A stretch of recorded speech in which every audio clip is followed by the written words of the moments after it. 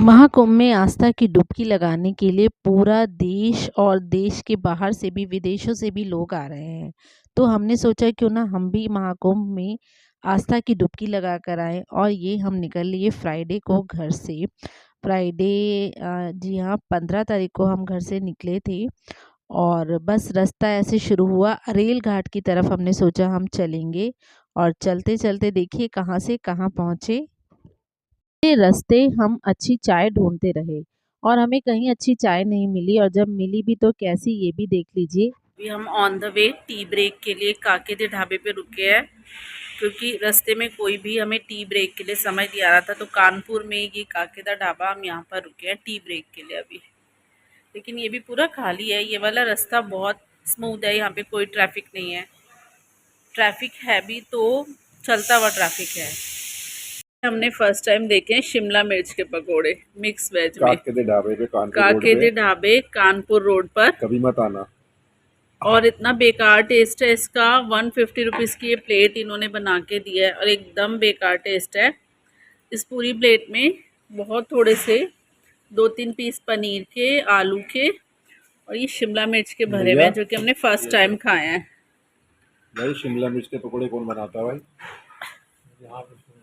तो कुछ ढंग का खाने का नहीं मिला तो हम एक और ढाबे पर गए और यहाँ हमने डिनर करा। डिनर करने के बाद हम दोबारा रास्ते पर निकल गए और रास्ता रात में बहुत खूबसूरत लग रहा था। ये जो आप देख रहे हैं चमकता हुआ चाँद है और चाँद इतना अच्छा लग रहा था कि मैं बहुत देर तक इसे रिकॉर्ड करती रही। अब किसी ने हमें बोला था कि आपको ना अरेल घाट पे नहीं रुकना है, आपको उससे 2-3 घंटे पहले स्टे करना है। तो हम रात में अरेल घाट से 2-3 घंटे का जब डिस्टेंस रह गया तो हमने वहाँ पे होटल ढूँढा और वहाँ पर हम रुक गए। लेकिन हमें सोते-सोते 1 बज गया था और सुबह हम 6 बजे उठ के 7 बजे अरेल घाट के लिए निकल लिए। और रास्ते में देखिए उगता हुआ सूरज बहुत सुंदर लग रहा था, दोनों तरफ खेत थे और जब हमने अपनी जर्नी स्टार्ट की तो कोई जाम नहीं था, बिल्कुल स्मूथ रास्ता था।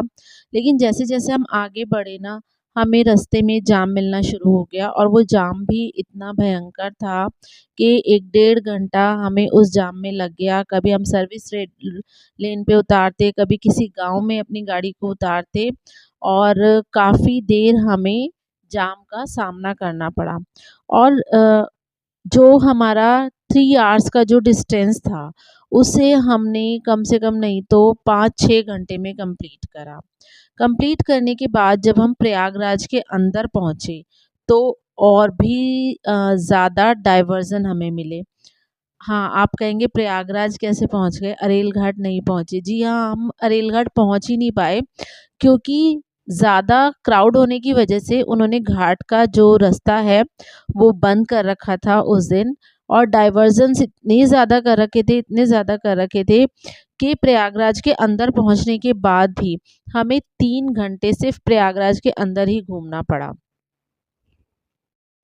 तो वैसे तो अब लास्ट वीकेंड बचा है कुंभ के लिए, लेकिन हम आपको यही सजेस्ट करेंगे कि वीकेंड पर ना जाएँ, वर्किंग डेज़ में जाएँ और जितने भी डेज़ आप सोच के जा रहे हैं ना, आप ये सोच के जाएँ कि उससे 1 दिन आपको फालतू ही लगने वाला है। अगर आप 3 दिन के लिए जा रहे हैं, तो 4 दिन का सोच के चलिए, क्योंकि जो आप प्लान करके जा रहे हैं ना, वहाँ पे कुछ भी फुलफ़िल नहीं हो रहा है। अब एंड में क्या है, जितने भी लोग बचे हैं, सब में होड़ लगी हुई है कि हम जल्दी से जल्दी प्रयागराज पहुँचे और कुंभ में स्नान करें।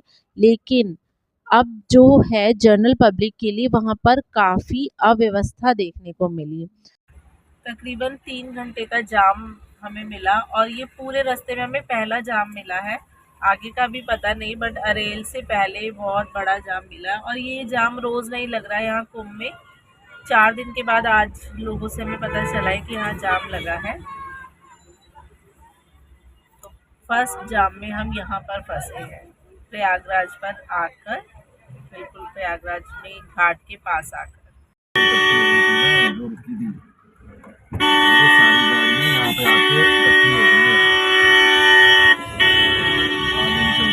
क्या कर रहा है साइड में से निकाल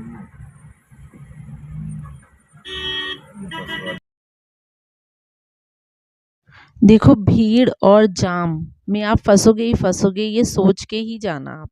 हम भी इसी माइंडसेट के साथ गए थे और शायद इसीलिए हम इस सब को सह पाए। अदरवाइज़ बहुत इनकन्वीनियंस है। इस टाइम अगर आप जाएंगे तो प्लीज़ बुज़ुर्गों को और बच्चों को तो बिल्कुल मत लेकर जाइए अपने साथ।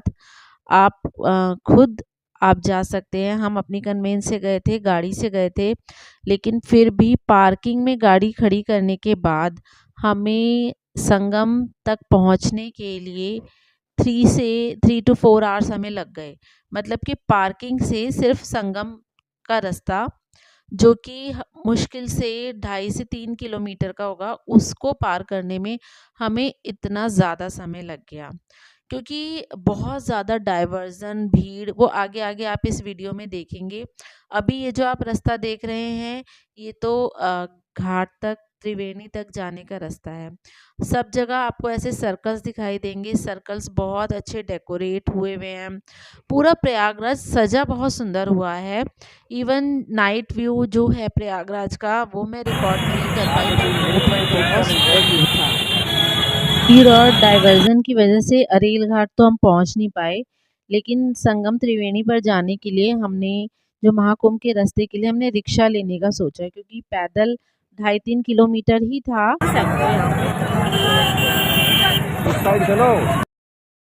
पर भीड़ इतनी ज़्यादा थी ना कि हम हिम्मत नहीं जुटा पाए कि हम इस भीड़ में बिना रिक्शा के चले जाएंगे। और क्या हुआ कि जब हम मेन गेट पर पहुँचे, द्वार पर पहुँचे, तो द्वार के अंदर जाने के लिए भी हमने क्या ठेला रिक्शा लिया। जो सब्जी वाला ठेला होता है ना, उस पर बैठे हम। ये जो आप देख रहे हैं, ठेले पर बैठे हुए हैं हम, और एक ठेले पर 4 लोग बैठे, और 100 रुपये पर पर्सन इन लोगों ने हमसे चार्ज करा।